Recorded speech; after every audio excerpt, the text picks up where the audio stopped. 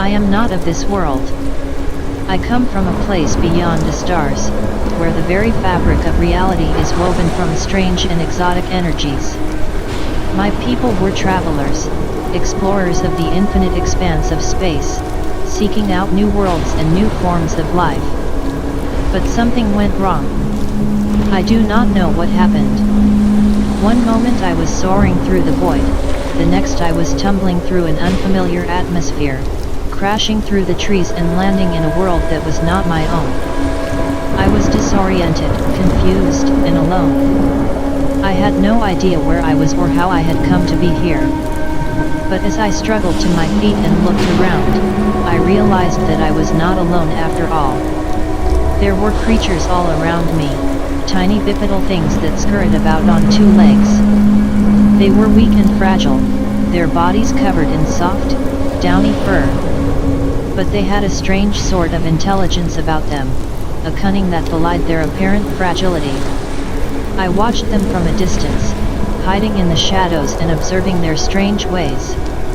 They were endlessly fascinating to me, these humans, with their complex societies and their strange rituals.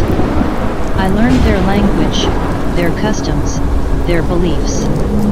I even learned to mimic their physical form, taking on the shape of one of their own in order to blend in. But I was not one of them, not really. I was an alien, a creature from a world they could never begin to comprehend.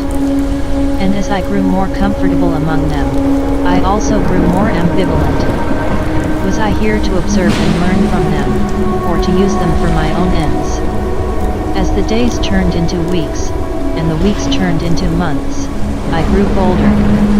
I began to hunt them, taking them in the darkness and feasting on their flesh. It was a strange sort of satisfaction, this killing and devouring, but it felt necessary.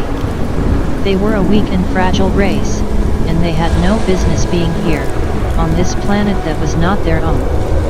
But one day, my luck ran out. I was wounded, a deep gash across my side, and I knew I needed to find shelter. The humans were after me now, armed with their primitive weapons and their fierce determination to survive. I stumbled through the forest, my blood soaking into the ground, and I felt a sense of wonder at the sheer beauty of this world. The trees were tall and majestic, reaching up towards the sky in a symphony of green and brown. The air was rich with the scent of flowers and the songs of birds. There were animals here, too, creatures I had never seen before, with their strange, alien forms and their complex social structures. As I stumbled deeper into the woods, I found a cave, and I crawled inside. The darkness enveloped me, and I knew that this was where I would spend my final days. I was ambivalent, torn between a desire to live and a resignation to my fate. But as I lay there, bleeding and alone, I began to see things in a different light. The humans were not so different from me, after all. They were creatures, struggling to survive in a harsh and unforgiving world. They had their own societies, their own rituals, their own ways of seeing the universe. I thought back to my life among the stars, the weightlessness of space and the glimmering lights of distant planets. I was a creature of the cosmos, and yet here I was, hiding like a rat in the dark. As I lay there, my life slowly ebbing away, I realized that I was not so different from the humans I had hunted and killed. We were all creatures, trying to make sense of this vast and mysterious universe.